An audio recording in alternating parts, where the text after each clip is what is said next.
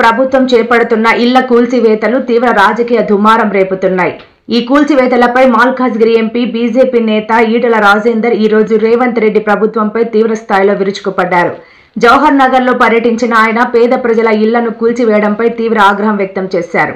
ప్రభుత్వ తీరును నిరసిస్తూ ఘాటైన వ్యాఖ్యలు చేశారు. బంజారా హిల్స్ వంటి ఖరీదైన ప్రాంతాల్లో ఎకరాకు 50 కోట్ల నుంచి 100 కోట్లు విలువ చేసే భూములను కాంగ్రెస్ నాయకులు కబ్జా చేశారని ఆయన ఆరోపించారు. 60 గజాలలో ఇల్లు కట్టుకుంటోడు ఉన్నోడా లేనోడా మూర్ఖుల్లారా కనబడతలే అని చెప్పి అడుగుతున్నా. ఇంత మా ప్రభాకర్ ఒక మాట చెప్పిండు, బంజారా హిల్స్లో